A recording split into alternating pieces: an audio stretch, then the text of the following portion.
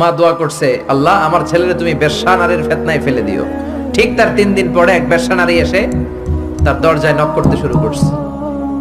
তাহাজ্জুদের নামাজের পর জুরাইজ দরজা খুলে দেখে এক বেশ্যা নারী। বেশ্যা নারী বলে, দেখো আমি কত সুন্দরী, অনন্যা, সুস্নিগ্ধা, প্রিয়ংবদা, সুহাসিনী, সুকেশিনী, সুভাসিনী, অসূর্যম পশা, কাক পক্ষীও টের পাবে না, কেউ জানবে না তুমি আমার সাথে অপকর্ম করো। আল্লাহর ওলি জুরাইজ বলে, খবরদার, ওয়াল আয়াযু বিল্লাহ, আমি একজনকে ভয় পাই, তিনি কে? আল্লাহরে যারা ভয় পায় তাদের দ্বারা এই কাজ করা সম্ভব না, দূর হয়ে যা। আল্লাহর ওলি জুরাইজের সাথে সুবিধা করতে না পেরে বেশ্যা পাহাড় থেকে নেমে যায়।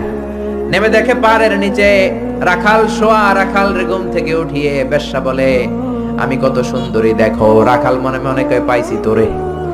রাখাল আর বেশ্যা মিলে অপকর্ম করে জিনায় লিপ্ত হয়ে যায়। গভীর রাতে দুইজন জিনা অপকর্ম করে, ব্যভিচার করে। আর ব্যভিচারের ফসল হিসেবে ওই বেশ্যা নারীর পেটের ভিতরে কিছুদিনের মধ্যেই সন্তান দিয়ে দেয় কে? দিন গড়িয়ে রাত আসে, মাস যে বছর আসে। 3 মাস যাওয়ার পর বেশ্যা নারীর পেটটারে উঁচা করে দিছে কে? এবার এলাকার লোকেরা ধরেছে, তুই তো বিয়ে করস নাই, পেটে বাচ্চা আসলো কেমনে? You didn't get married, from where did you get the baby? তোমার বিয়ে হয় নাই, তোমার হাজবেন্ড নাই, তোমার পেটে বাচ্চা আসলো কেমনে? বেশ্যা বলে, বাচ্চার বাবা হচ্ছে ওই আল্লাহর ওলি জুরাইজ। জুরাইজ আমার সাথে অপকর্ম করেছে রাতের আধারে, কেউ দেখে নাই। সবাই মিলে জুরাইজ রে ধরো, এটা ভণ্ড। কথাটা হাসানা মিসা? কত পার্সেন্ট মিসা? সবাই কয়, হায় হায়, এতদিন ভাবতাম আল্লাহর ওলি, এখন দেখি ভণ্ড।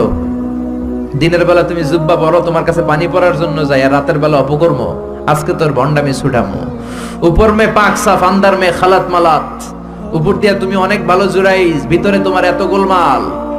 উপর দিয়া ফিটফাট, ভিতর দিয়া সদরঘাট। আজকে তোর সদরঘাট বের করো।